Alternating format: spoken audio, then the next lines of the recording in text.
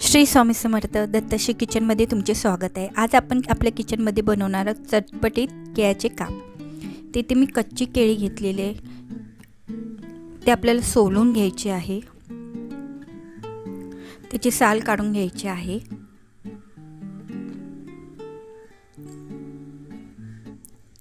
अशा प्रकारे इथे मी मिठाचं पाणी घेतलेलं आहे।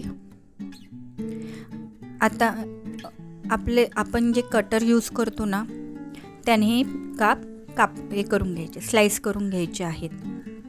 तुम्ही गोल गोल करू शकता किंवा लांबडे करू शकता। ते इथे मी काप करून घेणार आहे।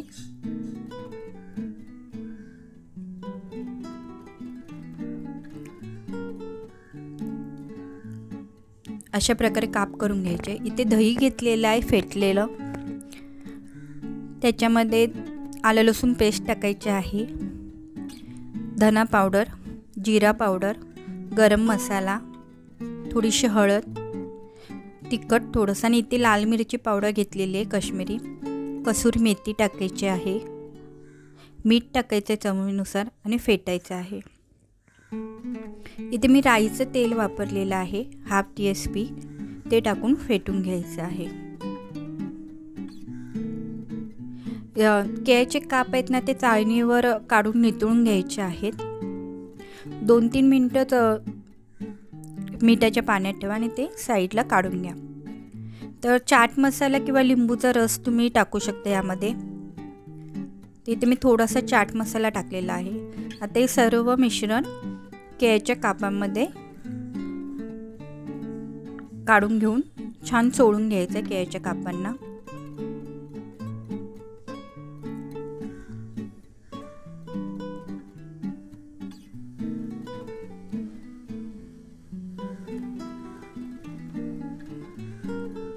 चोळून घेतल्यानंतर 5 ते 10 मिनिटं साईडला ठेवून झाकण लावून ठेवून द्यायचं आहे।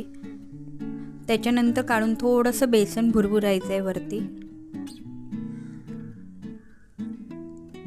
बेसन भुरभुरून मिक्स करून घ्यायचं आहे। एका साईडला गॅसवर पॅन गरम करत ठेवायचं आहे, थोडंसं तेल टाकायचं आहे आणि त्याच्यावर हे टाकून शेलो फ्राय करून घ्यायचे आहे। मीडियम आचेवर ठेवायचं आहे। एक बाजू कुरकुरीत झाल्यानंतर ती पलटून घ्यायची आपल्याला।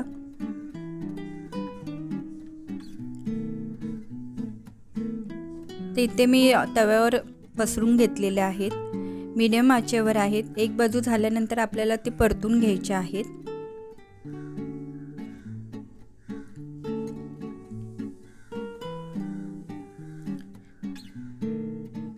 तर हे रेडी आहेत। नक्की रेसिपी ट्राय करा, अगदी चटपटीत होतात।